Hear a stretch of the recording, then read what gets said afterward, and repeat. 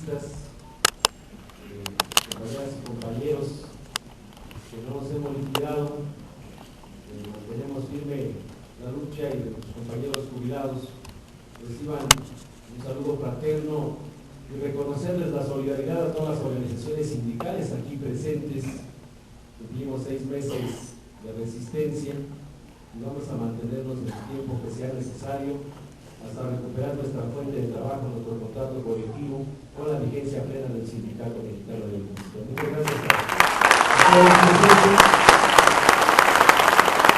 Escuchando las valiosas intervenciones de cada uno de los ponentes, y esperaba que estuviera aquí, que está en la Secretaría del Trabajo, porque se le entregó una invitación con notario público, porque dijo él que iba a debatir su reforma.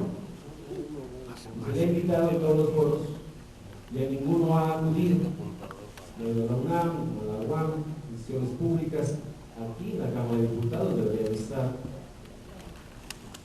Lo hace pues simplemente como está acostumbrado a actuar, a través de ese porrismo de salir a enfrentar a los trabajadores, y gracias a los trabajadores somos los que somos contribuyentes cautivos, somos los que generamos la riqueza. Gracias a nosotros él recibe 150,000 pesos mensuales de salario. Tiene ahí a gran parte de su familia trabajando en la Administración Pública Federal, porque en este año pues el costo de la nómina del gobierno federal es de 100,000 millones de pesos. Han abierto espacios de trabajo para ver cómo continúan desmantelando nuestro país.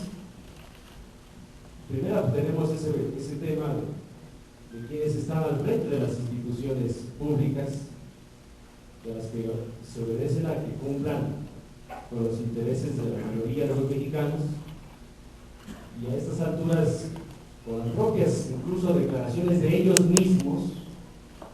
Una demanda hace poco del exalcalde de Puebla, y Puebla presentó en la PGR, y yo vengo a presentar esta denuncia en contra del Yunque, porque él pertenecía al Yunque.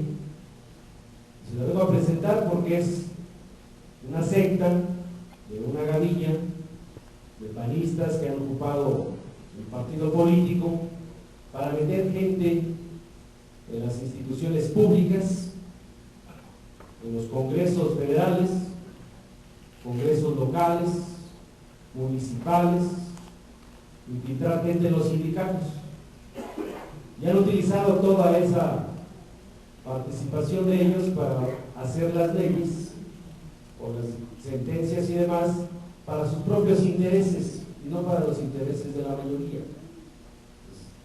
Está esa denuncia ahí, y eso no obedece de que se ha estado metiendo a la autonomía de los propios sindicatos para proteger los intereses de los monopolios de la gente del dinero.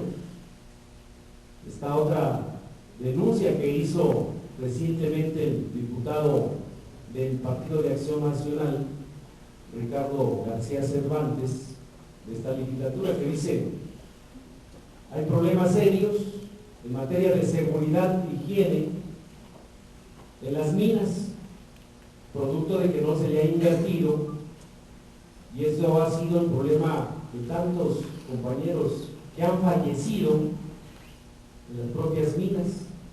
Dice, recientemente han fallecido como 50 en las minas clandestinas, principalmente de carbón, por las explosiones de ese gas griso.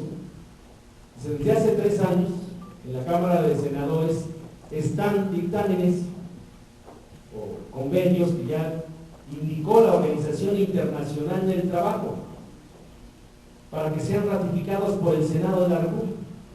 Más de 3 años están y no los han ratificado en el Senado para poder obligar a los dueños de las concesiones, como el grupo de Germán Larrea, los hombres más ricos del mundo, a costa de explotar la fuerza de trabajo de los compañeros mineros, y por eso pues no se ratifican y se le pregunta al senador, ¿cuál es el motivo por el cual no se ha ratificado?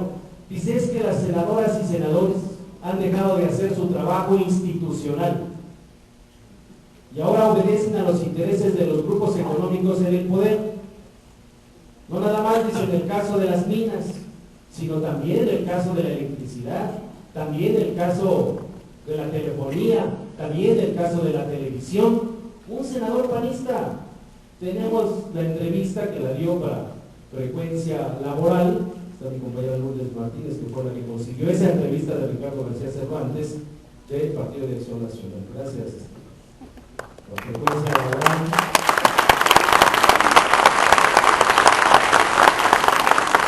Los espacios para los trabajadores, y ahí está la grabación del mismo, o la otra entrevista o la declaración que hace un diputado aquí, en el caso del narco en Sinaloa,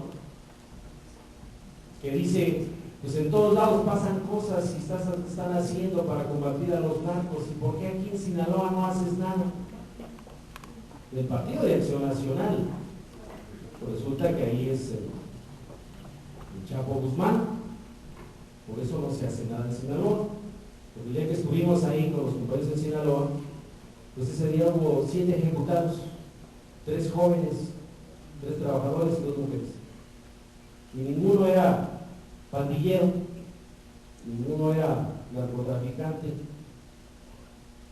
Y es lo que está pasando. Entonces las instituciones obedecen a eso. Hoy la reforma que plantean, no es reforma, sino simplemente regresar 100 años a la historia del país, a la clase trabajadora, porque recordarán en la época del porfiriato, pues se traía la inversión extranjera.